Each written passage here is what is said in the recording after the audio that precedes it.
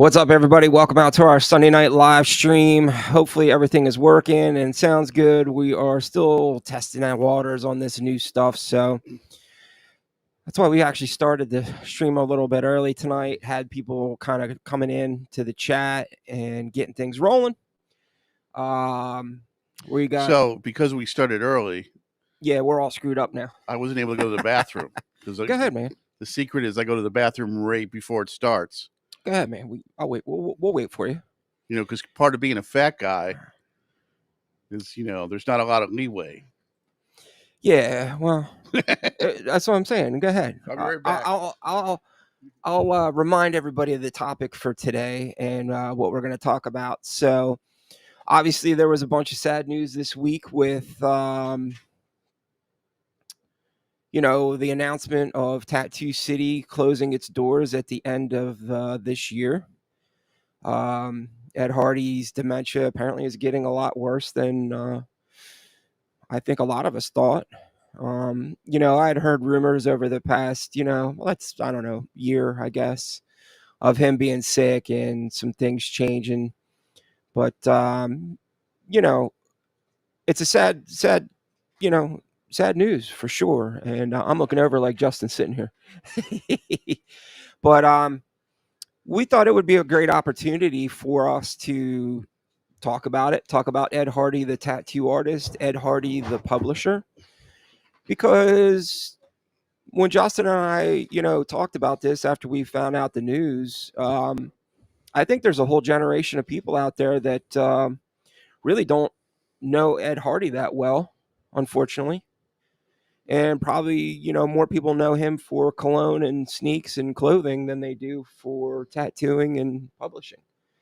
And I don't know. We felt like it was a good topic to bring up, and it's it's in the news, current news, current events. I wouldn't call it news because really people outside of tattoo circles aren't talking about it. And, so we thought it'd be cool. I do have an announcement, though. We made our first $1 this week. So we got a super thanks on the video about the closing of Tattoo City. We got a nice little $2 Canadian $2 thank you. Nice. And it's much appreciated.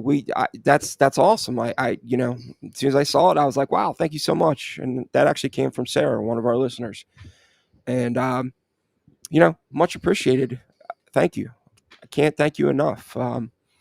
We do have super chats open, and we have super thanks and all that turned on our videos. So feel free to go ahead and kick in if you feel like.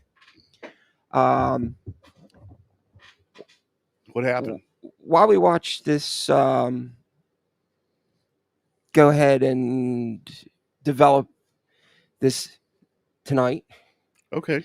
I'm just curious if we can get a quick show of hands out there. Does it sound okay? Everything look okay? Everybody cool? I don't want to get too far down the rabbit hole before we, lose sight of everything. I just jumped in and started going because I thought everything was going good, but I just want to make sure. I'm not used to this new program yet. It's throwing me off. Awesome. All right. So I'm not seeing anybody say no. All right. So Nikki gave us a thumb up. So I was an electric tattoo a bunch of years ago. Okay. And it was during the T-shirt, cologne, sneaker, Don Ed Hardy stuff. And I voiced an idea, like, what do you guys think of this? Because these were all tattooers I respected. Right. And the general consensus was that if anybody deserved to make ridiculous amounts of money from tattooing, even if it was with ridiculous T-shirts, it was Don Hardy. Because such a debt was owed to him on really more than one front. Yeah, for the amount that he did for the industry. And, and it's really sad to hear that, it's he's that sick and dementia's grabbing him, but, Is that confirmed? Yeah. And what's crazy, man, is I I guess in my mind, I don't think of him being that old, but he was born in like 1942. So that makes him 80-ish. 80, 80, what, 82? 82, yeah. In my mind, I don't really see him being that old, but Well, we're that's, young guys. I mean, we're in our 20s. yeah, So 80 seems kind of old. we just aged horribly from years of drugs and alcohol. We're really just 20 and 21. So, yeah. All right, cool. We got so we got people giving us the thumbs up that it sounds good, looks good. We got Nikki, our moderator, in the house. We got Sarah in the house. We got Fat Cracker in the house. We got Maud in the house. If any of you guys have any, if any of you guys actually met Don, because he was, I mean, he was available. You know, he'd be at conventions sometimes in the 80s. I remember him at some of the early conventions, and then not in the 80s. I'm sorry. And Fat then Cracker said, "You look horrible for 20." I know, man. This is rough years. he was when was going to tattoo conventions in the 90s. He was still there. At that point, he wasn't really tattooing. He was selling. I remember at one convention he was selling some of his paper stencils.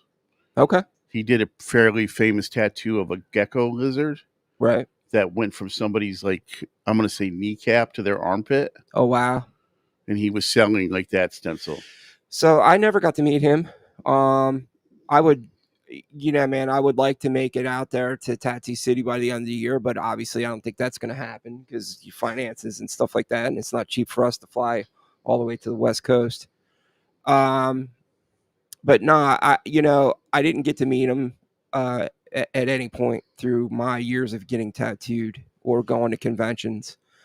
One of the things that Justin and I were actually just talking about prior to this starting was the amount of younger people that would say, "Hey, those tattoos that he did really aren't that good, and they don't look that good, or his art doesn't look that good." And all right, some of his art's questionable or whatever, but as far as tattoos go, I kind of equate it to the young kids that go, "I think Led Zeppelin sucks," or "I think the Beatles suck." You Yeah, know what I mean? because you've been listening to music based on Led Zeppelin and the Beatles your entire life. Right. You got to Yeah. put yourself in the what if you were back in, 1971 and you hear Led Zeppelin for the first time and you go, "Holy crap, man." That's the way I look at it. And that's always the way I look at it with music as well. I mean, I try to put myself in, me coming from the audio engineering aspect of it. I always like to think of it as, dude, you imagine what it would have been like to be either Alan Parsons or, maybe an assistant engineer in the control room when Pink Floyd was creating Dark Side of the Moon and you got to hear it before everybody else. I know that's not one of your favorite albums or whatever, but or you were in the control room and you got to hear Led Zeppelin for the first time when they were just coming out. Your mind had to be blown, dude. Blown. Because nothing like that was out before. And that's the same category that I kind of put some of these tattoo artists in that category. There's obviously Ed Hardy had American traditional aspects of it, melding it with Japanese stuff. Zeke Owens, Cliff Raven. I mean, I just did that episode on him. That surprisingly didn't do that well. And then after I thought about it, I went, well, it's because a lot of people don't know who Cliff Raven is. Yeah, that's a tattooer's tattooer. Right. Like, I mean, I got a ton of hits on the Bob Roberts one, but that's because more people know Bob Roberts than Cliff Raven, which is sad. But Well, Raven, I mean, he died when? Late 80s? no, he retired in 85. but he didn't die until like the early 2000s. Yeah, I see. Even I didn't know that. Um, but the thing is like, man, there's this is kind of where I feel like my mission comes in. Um, I want to be the guy that's going to start pushing some of these names out to the public. Whether people watch it or not, I don't know, but I'm going to do my part. And if people watch it, they watch it. And if they don't, they don't. I mean, it is what it is. The only cool thing is right now is if you actually go into YouTube and you do a search for Cliff Raven, it's me and one other person. So, you know. All right. So Fat Cracker said, all good here. You look horrible for 20. Sarah said, I'm so excited. I was the first one to super thank. It was my first too. Haha. See, so there you go. Thank you. Thank you so much for that, Sarah. We really definitely appreciate it. We appreciate any thanks, super chats, any of that stuff. Um, and you know what? You know, we get more of them. We'll make sure that I always say thank you as well. Unless we're getting a shit ton of them, then you got to keep up. But that would be like a whoa moment. So, Maud, I'm 28. One of my favorite tattoos of all time is the back piece Ed Hardy did called Freeway Panther. There you go. Tom, what's up, man? How's it going? All right, so we got a couple regulars in here already for tonight. You wanna jump into this? Sure. Right on. So I'm gonna have my phone, and just because I wrote on my notepad all my notes, I don't want everybody to think I'm sitting here on my phone not paying attention to the broadcast because that would be freaking ignorant. So I did meet Don once. And Okay. It was Did I cut you off earlier? maybe. Okay, sorry. It's okay. But it was very much in passing. You just gotta go. Yo, dick. I was talking. No. All right. No, you're the guy. I'm just here. No. I'm just Costello. No. But anyways, so I'm talking to Hardy, and like really I'm like nobody. I'm one of the black shirts. One of the kids with a shaved head and a black t-shirt that's like the new generation Mm-hmm. of tattooing at this point. There's like a thousand of me at every convention. And a Japanese tattooer came up behind me, and it was really weird. Don said, "Excuse me," and him and this dude like did like a thing where they like looked at each other, they bowed.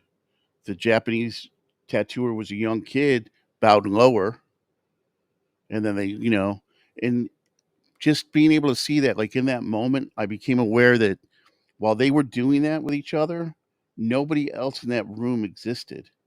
Mm. Like he wasn't he was serious about his like zen, about his appreciation Yeah. of Asian culture. Like I don't know if you've ever seen any.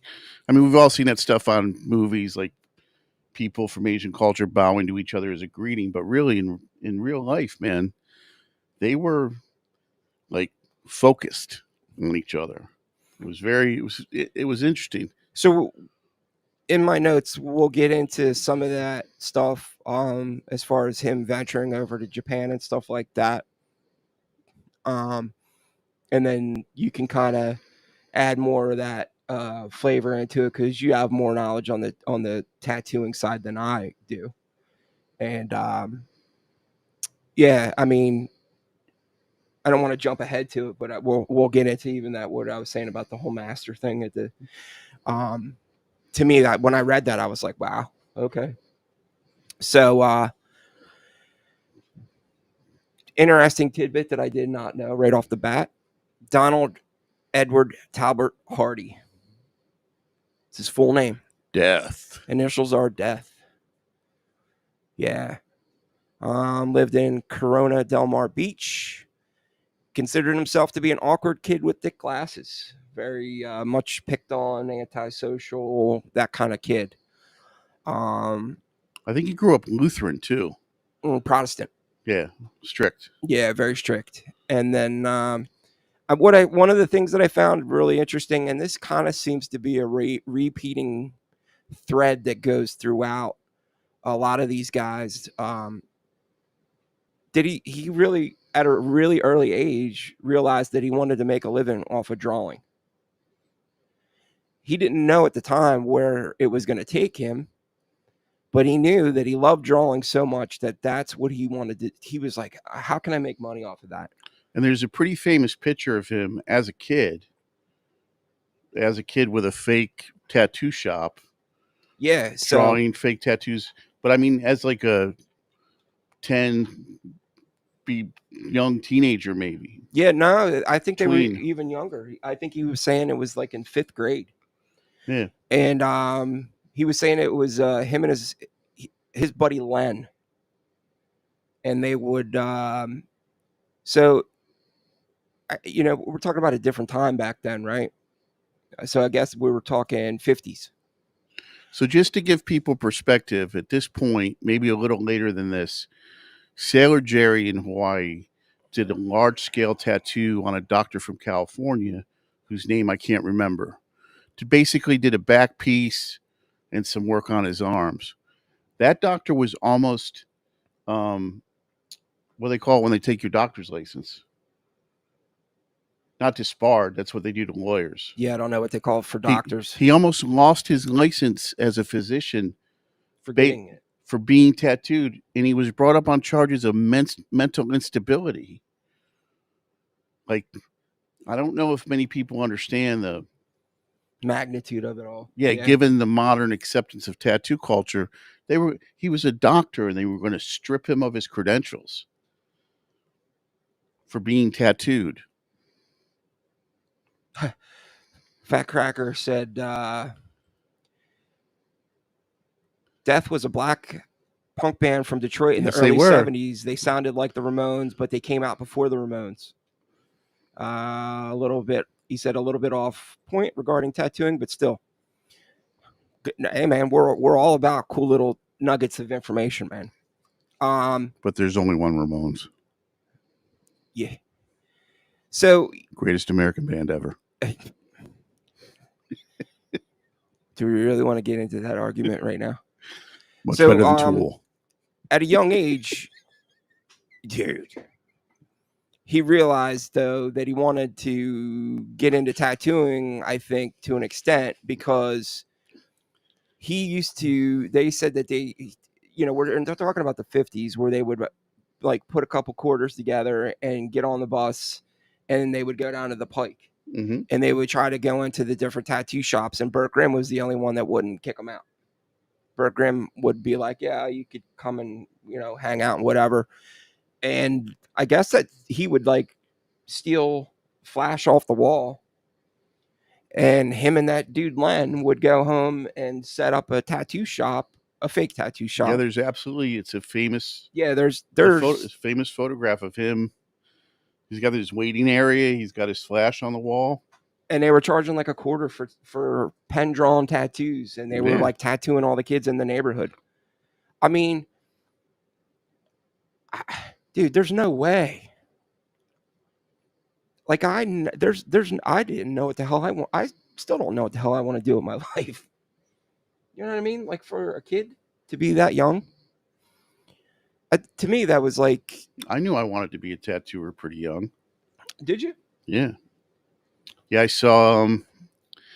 I visited my dad in Denimore prison and saw some of his brothers. Some of the guys that he ran with. And heavily tattooed. So... And I was probably 6. Okay. 8, 9 years old, something like that. So he was saying, though, that he knew tattooing was a way to make money from art. Right. But it was always about art.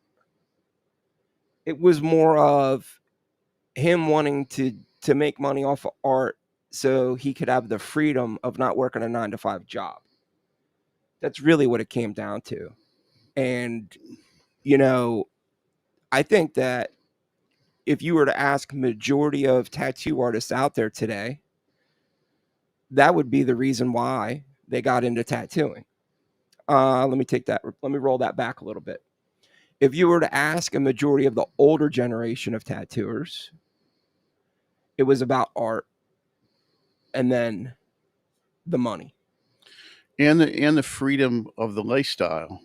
Right. Really, like, I I think that's mean, where I was trying to go with that, and I had a brain fart. But so if I was 17, it was 1988. I was fired as a dishwasher for being tattooed. Not as a waiter, not as the host. So in a restaurant where no one could even see me.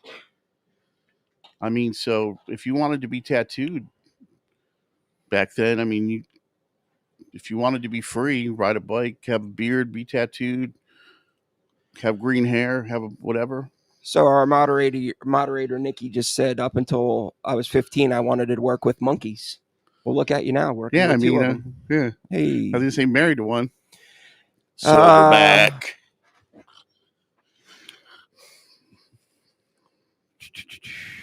so we talked about the influence of the Japanese thing. Should talk about Phil Sparrow. We're gonna get to that. Okay. The Japanese thing actually started earlier than I thought as well. He didn't have a really good relationship with his father. He was raised by a single mother, and but his father traveled a lot and would go to Asia, and he would always send home pictures and artifacts and kimonos, like, you know what I mean. So at that point is when he really started to get that whole like fascination with the Asian culture. Um, and I don't really think it kind of kicked in until later, but it was kind of the seed was planted early. And part of that modern that younger people probably don't understand is that post World War II, I mean, Japan was still most Americans had strong feelings about the Japanese between World War II and the advent of cheap Japanese cars and the advent of cheap Japanese electronics. I mean, if you were into Japanese stuff, it was like definitely a fringe sort of thing. Yeah, I mean, they'd been all right. They People took Pearl Harbor pretty serious. seriously, I mean, more seriously than they had internment camps for them, so I mean, obviously, yeah. it's a blight on our history. Um, so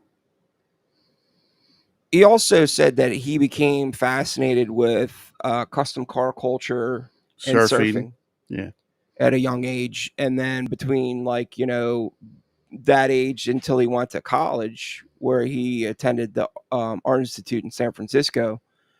Um, you know, he read like all kinds of art history books, and to me, I think that the amount that he absorbed doing all that reading is really kind of what pushed his art, because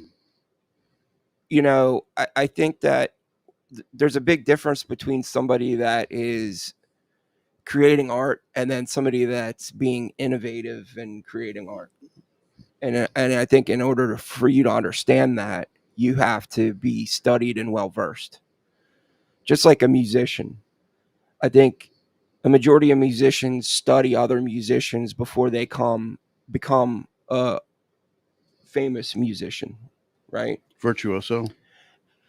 I don't even want to say a virtuoso, because there's like people that are in bands, right? Like let's talk about the Rolling Stones, okay? The Rolling Stones were well versed in American blues, Yeah. and they studied American blues, and then they wound up being, rock stars themselves. But they had the foundation to build off of and become innovative. The same thing with the Beatles. The Beatles, those guys were, Northern Soul and Chuck Berry and, the stuff that was going on here in the States. Elvis. Yeah, but I think No, no, they they were, loved Elvis. Yeah. yeah, but didn't they break around the same time as Elvis though? Mm-mm. Oh, that's right, because Elvis. You know, I'm sorry. So I always so forget about the Elvis 50s era. so Elvis treated the Beatles the same way that Frank Sinatra treated Elvis. Yeah, little tidbit of history. Okay. Do you want to explain that for the people out there that are watching that are like, what So the fuck are you talking about? so when Elvis came out, Frank Sinatra, who was the most The popular chairman of the board. chairman of the board, said that this is a punk kid playing dirty music. Did not have a lot of good things to say about Elvis's music and his style. And then when Elvis met the Beatles, who were completely starstruck at meeting him to the point where when they first met him, I think they were speechless. And he's like, are you guys just going to stare at me or do you want to like hang out? That's how he treated them personally. But then, he put sort of the same word, he put a bad word around about them. They were hippies, they smoked pot, they had long hair, you know? Yeah, well, Elvis, Mr. I want to be DEA FBI dude, Yeah. undercover with his karate. I don't know, dude. I'm not a huge Elvis fan. What's the king, baby? Anyway, What's the king? um, another cool little interesting tidbit that I did not know until I started doing my research was that Ed Hardy was actually accepted for a fellowship at Yale. I had no idea. So apparently he did a bunch of different art shows in L.A. and that was part of his trying to get into further education, graduate school, and that was enough for him to get accepted as a. But he questioned it. He questioned whether or not he could be a full time artist. Like he said that he started to question his abilities, which I think that most people that reach some type of greatness question themselves, unless you're a cocky, arrogant Yeah. douche. But because I've heard athletes say that they never questioned it. Oh, I always knew I was going to be in the NBA. Oh, I always knew I was going to be a quarterback. Yeah, okay, dude. Sure, he did. You may have dreamed it, didn't know you were going to be it. Um, so at that point in his life, though, he'd kind of pushed tattooing out of his life. And then he ran into a friend of his that he used to give fake tattoos back in the day, too. And that gentleman had actually been overseas and got tattooed, and he saw some of the artwork that he had got done in Hong Kong. And that's really kind of where the whole thing blew up for him. And apparently they, were hanging out, drinking and doing whatever, and they went to go get tattooed, and they had heard about Phil Sparrow.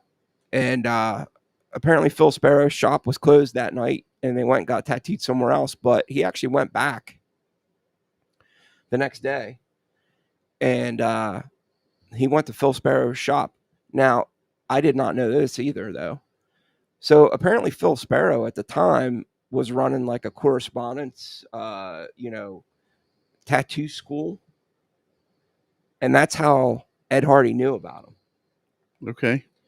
So as much as the current generation badmouths tattooing schools and stuff like that, Very different very thing. different. I understand that. I Very understand different it. But thing. when you're reading it, you're going, okay. And then that's how, after conversations with Phil Sparrow, he kind of started his apprenticeship with Phil Sparrow. Because with Phil Sparrow had been a college professor, I think. And he'd actually like left like academia and adopted the life of a tattooer, which, again, like it's the 1960s at this point, and it's a rough place. I mean, uh, a couple years later, Owen Jensen would be beaten to death in his shop. I mean, these were not like, and they were not necessarily nice places. Yeah, I You know, mean, and Sparrow's talking about art. He's talking about sanitary methods. People at this time are still using the sponge and bucket. Hmm. There's still sponge and bucket tattooers, which meant that they kept a sponge and a bucket at their feet, and when they were done with the tattoo, they cleaned it and sent you on your way. And I think the bucket might have had a little Lysol in it, Lysol and white water. He also said that Phil Sparrow was definitely a unique character, completely different from other tattoo shops that he had ever been to, Yeah, where it was more artsy and Phil Sparrow was listening to like classical music, and it was just very, it reminded me as I was envisioning it, this, the dude with the thin cigarette stem, yeah. that kind of thing. Um, which I found kind of interesting that he went into that much detail about how it looked to him.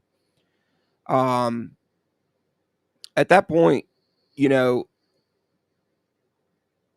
Phil also introduced him to Japanese tattooing. He gave Ed, books to read and things to look at as far as Japanese tattooing was concerned. And, he, Ed Hardy said he was blown away by it. Um, to me, as you could kind of go through this, you start to see like the different seeds that were planted to get where he was, at the end of his tattooing career. And what happened later is that when he ran into Mike Malone, Malone had organized art shows in New York City and had gotten Malone had gotten access to ukiyo prints, yuki ukiyo prints, which were the woodblock prints that so much of the Japanese tattooing is based on, like the prints about the 108 heroes, the prints about the ghosts, uh, the demons, the which of it eats you more, and so he was able to see through Malone something that it no internet, no Google, no not a lot of books outside of like art historians or people that were culturally interested in Japan. So Right. he was exposed to material that not a lot of people saw. So Maud said Ed Hardy also used to airbrush T-shirts near the beach, which I think Yeah, is how he got more into custom cars. the monster T-shirts. Yeah, And then Fat Cracker said woodblock. yeah, Yeah. ukiyo-e. Um,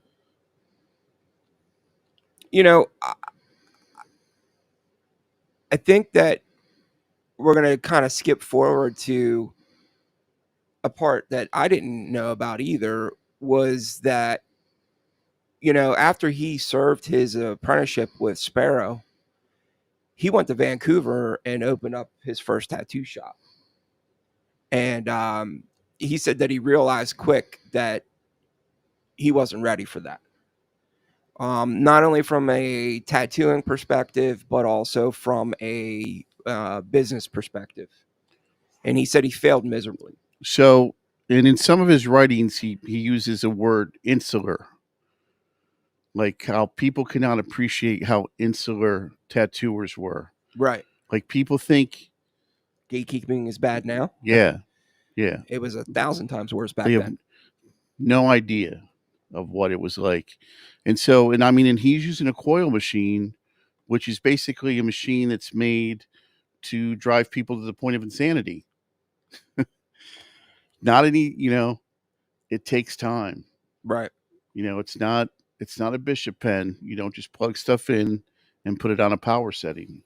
So he was saying while he was in Vancouver that that's what he really um, started to realize, was that in his mind, he said he needed to work with somebody else that had experience to have a better understanding about tattoo machines, where he talked about, understanding spring tension and, understanding if his needles were soldered right, and, just on how to move ink into the skin properly.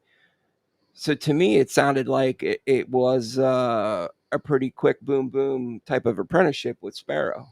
And I mean, and bear in mind, so Milton Zeiss is selling tattoo equipment at this point, right? And the machines that Milton Zeiss was selling were machines that Jonesy was making in New York that were defective. Okay. Jonesy was selling his, maybe not defective, that might be a strong word. Jonesy was selling his subpar machines to Zeiss, who was selling them as industry standard to the world at large. Just like, there were guys that would sell flash or sell cut acetates that would cut them incorrectly, and then sell. There's a famous story about Sailor Jerry and the guy down the street. The guy down the street said, "How do you get your red so red?" Jerry said, "Well, I piss in it on the night of the full moon. I put 3 drops of piss in my red." And this dude believed him. The dude believed him. And his shop he ended up having to shut his shop down. Right. And that, that makes Jerry sound like he was a prick, but that was sort of, I mean, Charlie Wagner used to send people machines that were not assembled. Right. Send them a bag of stuff. Because it was not really trying to give up that information. Not at all. So with the failure in Vancouver, he said that one of the things he did realize was that he got addicted to the freedom of it, and really at that point knew he could not work a 9 to 5 job.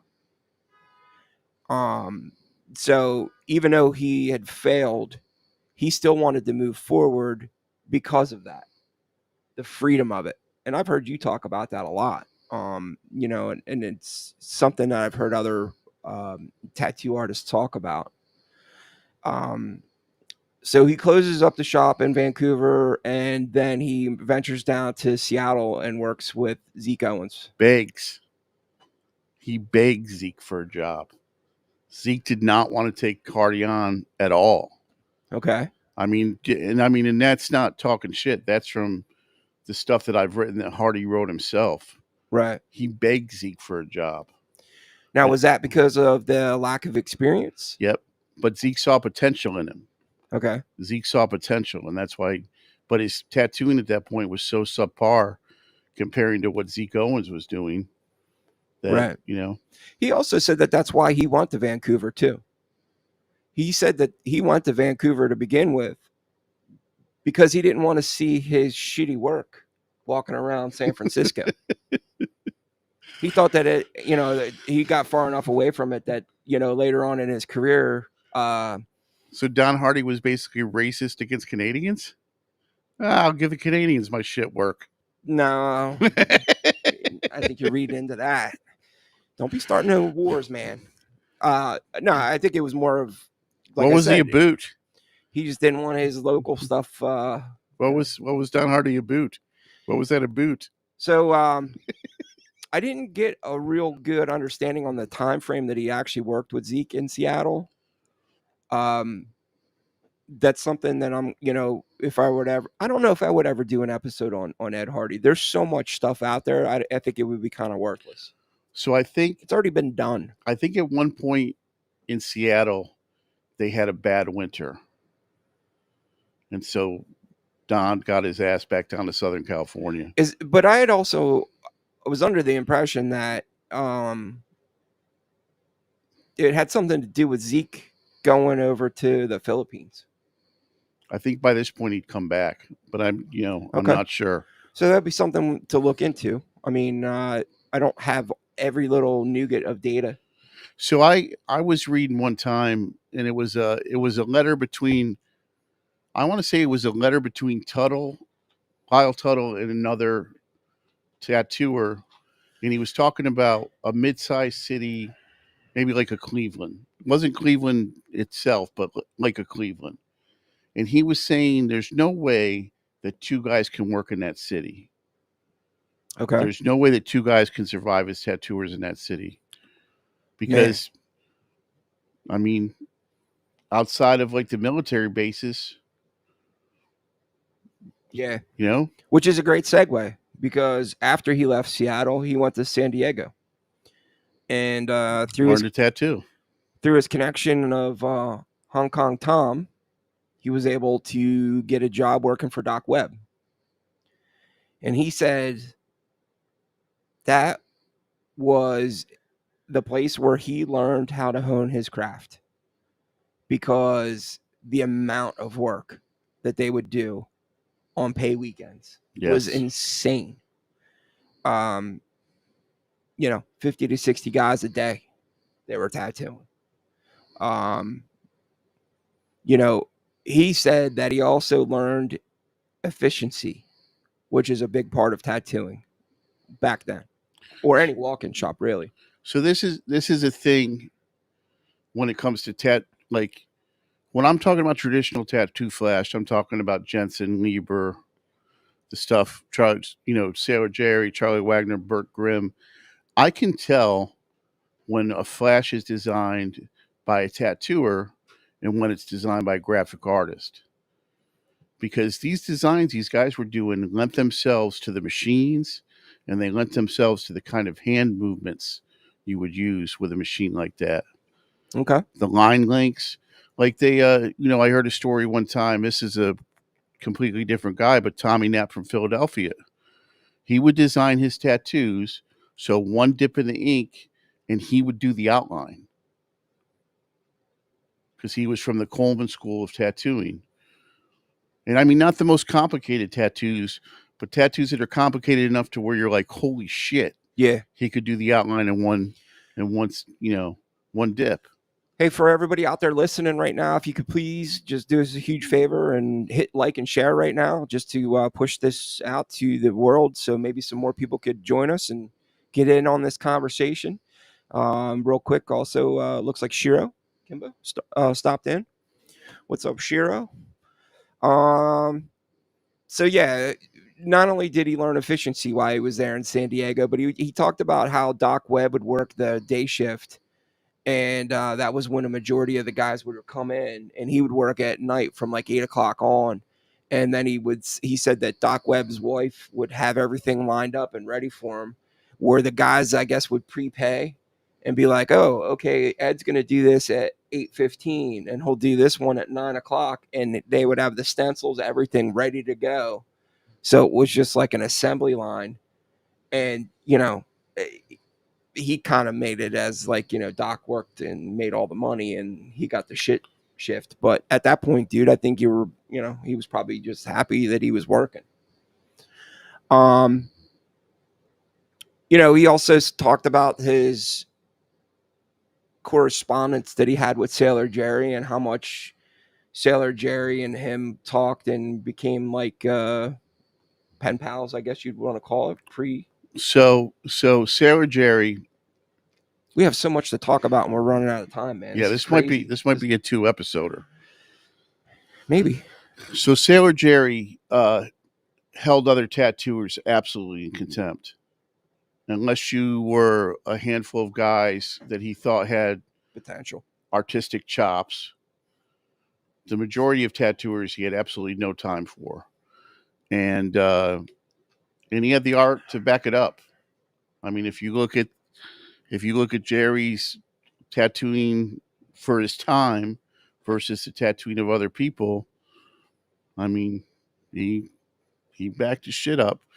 So the story is that he saw a sailing ship that Don Hardy had done where he had used black and water in the sails. Like he'd use some kind of like water. I mean, he'd watered down his black ink to give it a really soft look in the sails. And that was it. And then, of course, Jerry finds out that he's got a fine arts degree. There's in one of the books, Jerry's talking to Don about like, these guys wouldn't know art if it bit them on the ass. They have no aesthetic sense at all. Yeah. He kind of felt like he. Didn't you tell me one story too about how had Sailor Jerry known that Ed Hardy was like the A pot pothead? smoking, Absolutely. he wouldn't have gave him the time of day. Nothing to do with him. Nothing to do with him. right? Because he was that hardcore old head that, you know. So one of the most famous stories about Jerry is that Jerry had Gifu Horihide come over from Japan. And this is a guy that he's been in correspondence with for years, trading designs back and forth. A guy that he respected as a tattooer. But the first thing he did when Horihide got off the plane is he drove him to the wreck of the Arizona, which was a tragic, tragic story from Pearl Harbor. There were sailors that basically starved to death because they couldn't get through the hull.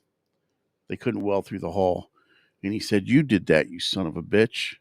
Mm. You did that." Like Jerry was not for the faint of heart. I mean, he was a hard guy. He'd been a merchant marine. He'd served in World War II. He had strong opinions. Um, yeah. Yeah, I mean, I kind of got that impression from the things that I've read about him, and I kind of got that impression from, you know, other tattoo artists that talk about him. That's one of those guys that I wish I could go back in time and had a little time machine, a little Doctor Who time machine, and seen or met. You know what I Mm-hmm. mean? Like for me, that would have been. I know he's held up as this like granddaddy of American tattooing and stuff like that, but And honestly, a lot of that, like, and this, Jerry's work was incredible, but so was Owen Jensen's. yeah, But the thing is that Don Hardy, and this we're jumping ahead a little bit. We'll get more into this later. Don Hardy owned the publishing company, and he also owned a lot of Jerry's stuff. yeah, So oddly enough, Jerry became the grandfather of American tattooing. Not Grimm. Well, yeah, never mind. Not Owen Jensen. Not Joe Lieber. You know what I mean? yeah, Not Armin Ditzel. Right? yeah. Because there could have been other guys that would have been considered that. Right. It was, But the guy with the publishing company owned Jerry's stuff. yeah. Hey man, Well, through those connections and the correspondence with Sailor Jerry, um, he was able to travel to Japan and study with, Horihide. which his real name was Ogori. Kazu Ogori. Mm-hmm. He was Gifu of Horihide. And he was introduced to him through Sailor Jerry. Right. Hori means to carve. Okay. So the Japanese tattooers, Horiyoshi, Horihide. I think we are going to wind up having to do this as a two-parter Mm. because we're only halfway through. Only halfway through. Yeah, but I think it's bringing value, right? Yeah. I mean, instead of trying to do an episode on it that everybody else is beaten to death, I mean, I thought it would be cool to kind of go through some of this and do the progression of it because I feel like there's a lot of people out there that don't really understand the background of Ed Hardy. So if you guys actually want to see this turned into a two-parter instead of skipping through and moving forward to other stuff that we have to talk about, give us a quick thumbs up or say something in chat. Let us know. Because if we have to and you don't want to see a second part, then we'll go ahead and just blow through a bunch of this and No. skip. No. Then we'll just make it. I want what our listeners want. If they're the ones that are going to tune in and watch it, I'm going to make sure we're doing it the right way. So everybody in chat right now, run to your computer if you're listening and you're not sitting in front of your computer, or run up to your phone and say, yes, we would like a second piece. I would like a 2-piece and a bucket, please. How much for one rib? Can I get a rib? How much? What about a little bit of rib? soda in my hand? 2-piece and a bucket. So we got one thumbs up. So Hardy gets to that thumbs up look like a, by the way, not an actual. Hardy gets to Japan, and he thinks that it's going to be all Zen. It's all going to be Zen. Yeah. And these guys that he runs into are like, "Can you get us guns?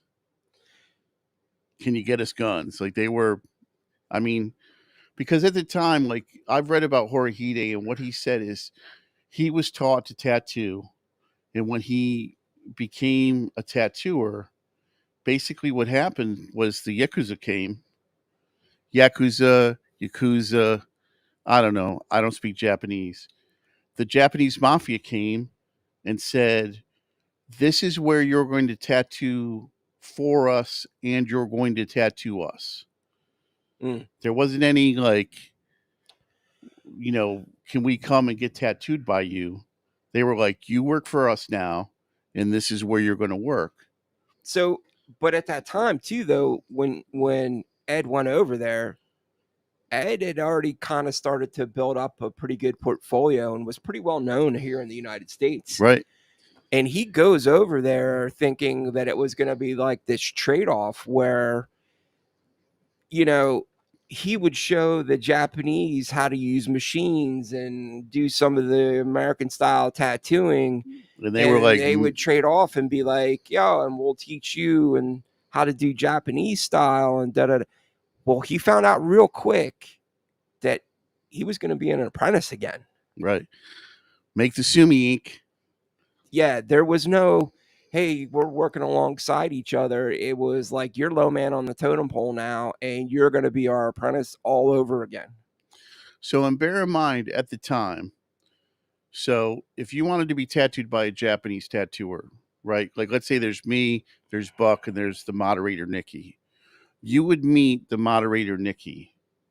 She would give you a letter of introduction if she approved of you to Buck.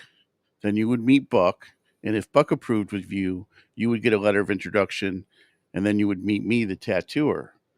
I mean, it was seriously, seriously underground and criminal still. Mm. So Don gets there, and like you said, he thinks he's going to be like, I'm going to show these guys all about American tattooing. And they're like, no, sweep the floor and make the sumi ink because there's blocks of sumi ink, and you scrape them and mix them with water. You know, so So, he wasn't there that long. no, it turned out to be about a 6 month stint, Yep. from what I understand. Looks like we have 9 people right now watching the show, which is low, and that's almost embarrassing. But we love everyone that's in here right now. That's all that matters. The rest of the people are missing out on a great conversation. But I only bring that up because we got 9 people watching, and we only had 4 people that said 2-part. So the other 5 people need to chime in real quick. um, yeah, but he talked about that. It was disappointing enough for him that he actually thought about like turning around and coming home, but he realized he needed to do it. He So, needed to learn it. and part of it was, so when Hardy goes to Japan with Horihide, There we go. Fat Cracker just gave the deciding vote. Thank you, brother. Jerry, like I, something that I read, Sailor Jerry realized that he'd lost on Hardy to Horihide. Mm. Like that was it. And so when Don comes back from Japan, it's not that he wasn't in Jerry's good graces necessarily, but he had sort of been like faced with a choice and gone to Japan instead of staying in Hawaii and tattooing with Jerry and learning at his knee. I just, to me, it's always brought up about him going to Japan, and it's always been under my like impression of it. Anyway, I'm not going to say this. It is that my impression of it was that it's always been glorified, and that it made it seem like it was this like great experience for him. And when you find out that it really wasn't that way, and he was almost like, He was broke yeah, when he came back. yeah, like a beaten man. Yeah, because I think that it was him and Pasquella, his, I can't remember her first name, but his live-in girlfriend. Uh, I mean, I guess they had sold everything to make it out to Japan. and that doesn't work out, and they come back and, you know, I'm just making sure nobody. I thought somebody texted me. It's ah, usually RC will send me a text or something because he watches on his TV and he can't comment while he's watching. Well, you can. He just can't figure it out. So right. you can actually comment while you're. Okay. So here we go. Fat Cracker already gave us the deciding vote to turn this into a A two-parter, two-parter. but Tom said definitely interesting stuff. I'd watch definitely. As also have he's done an episode on scratchers because my coworker told me his son has started scratching. Don't want to tell him it's bad. We we have definitely. I have not done any episodes on scratchers, but we've talked. Did you know that that's an offshoot of the ignorant style now? That's a new style of tattooing, scratching. See, I was under the impression that th- there were scratchers out there that were just shitty tattoo artists and planting their flag on the ignorant tattoos. Right. So, Fat Cracker said, "I love scratchers." I actually, I need to make sure I upload a picture that Fat Cracker sent to me. Okay.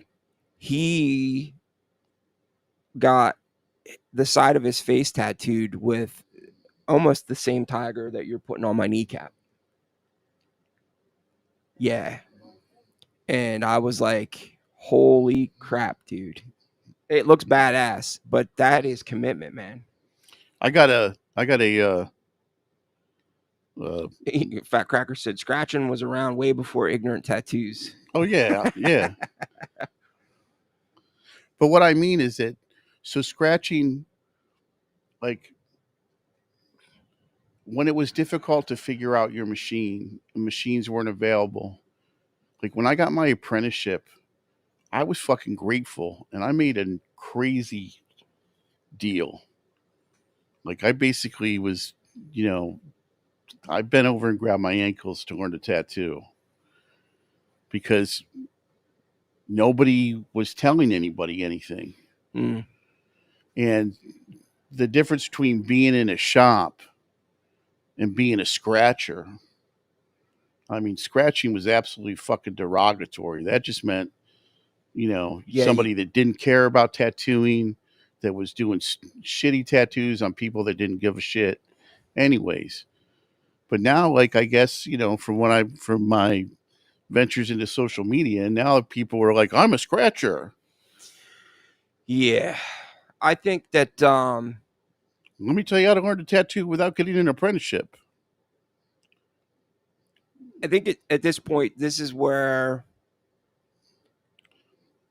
he comes back to the United States, and I think that that's really probably a good stopping point to start into Don the Hardy at a low point in his life gets off the plane from Japan, cliffhanger. has a Dun, dun, dun. Join has us next week has as we talk about his uphill battle to come back into tattooing 3 nickels and a pack of ramen noodles. and becoming What is he to a do? tattoo superstar.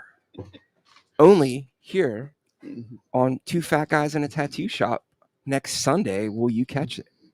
So before we go, there's something, uh, you know,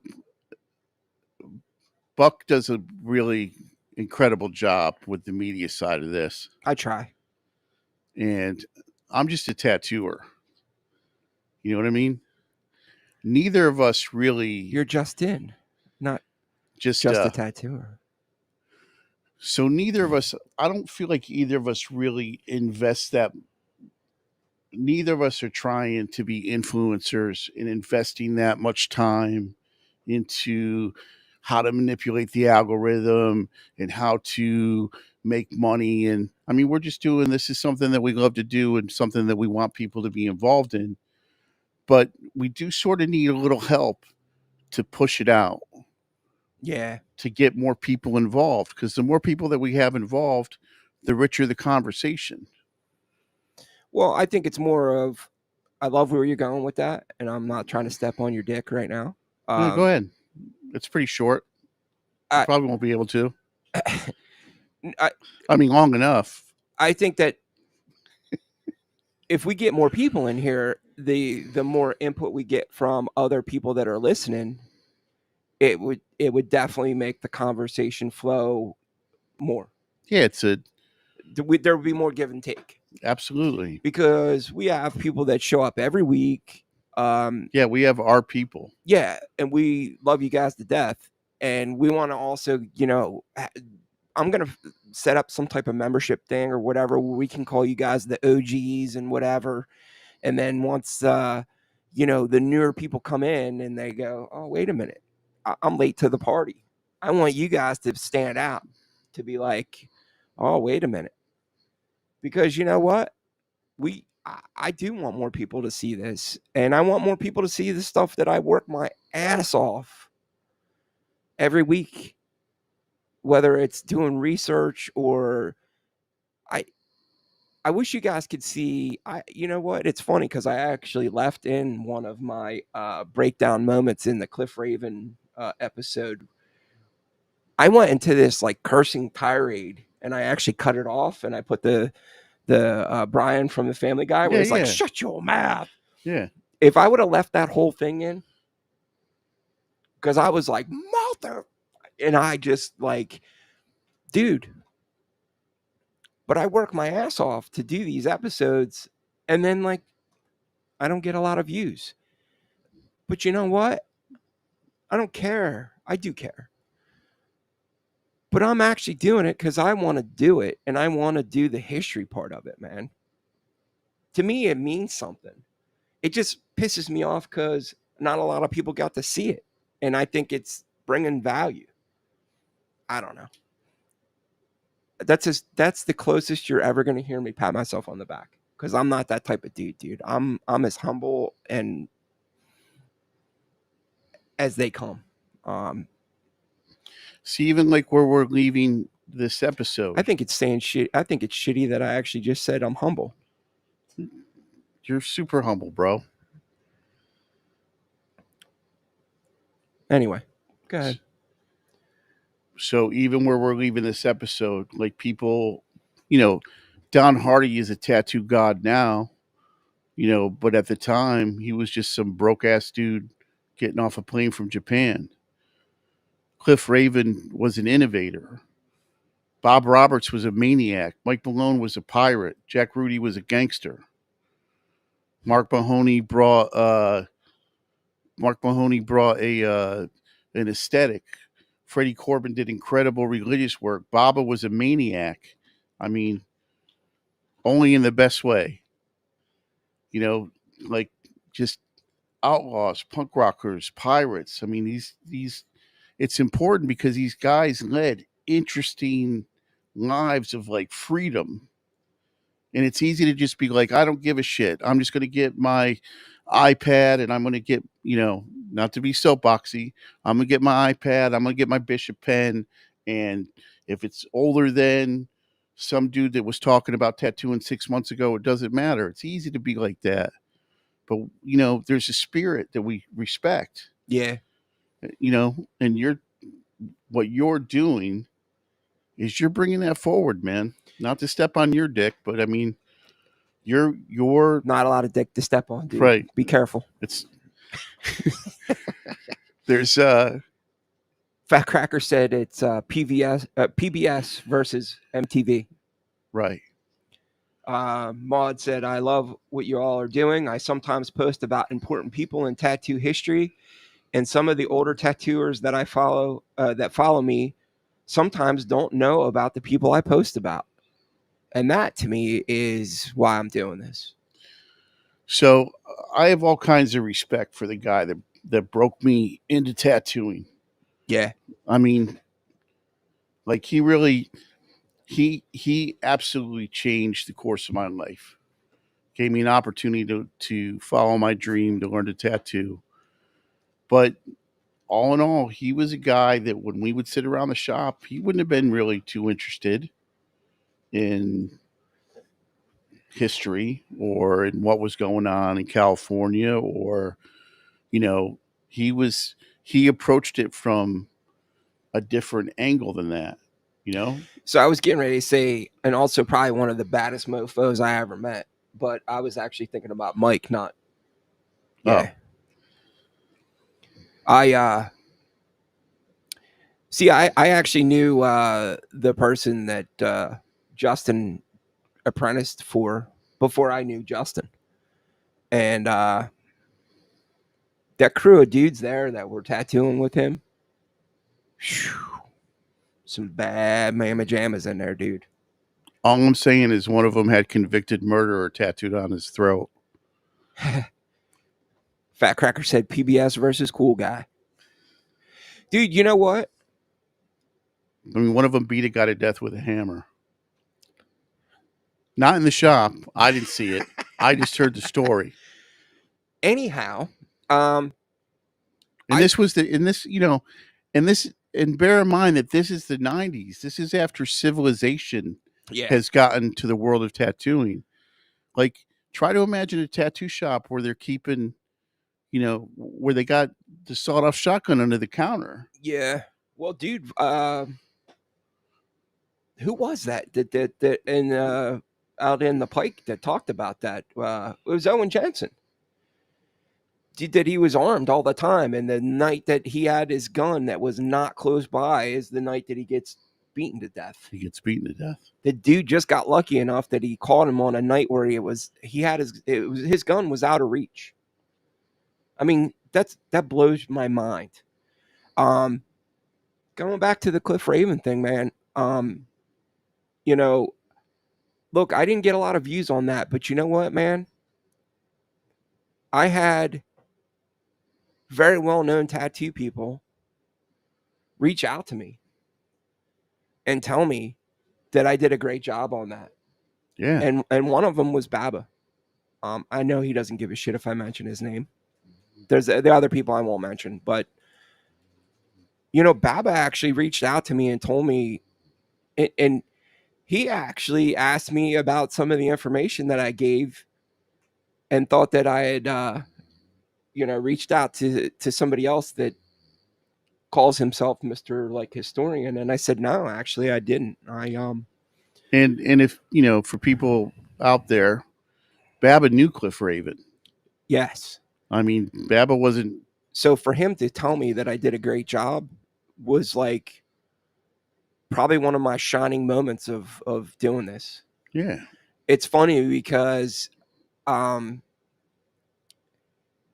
he actually used to reach out to Cliff when Cliff was retired and had the bookshop.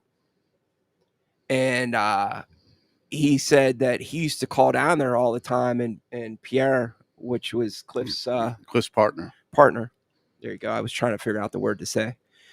And he'd be like, he doesn't want to talk about tattoos, and Baba would be like, nah, dude, I'm calling down there.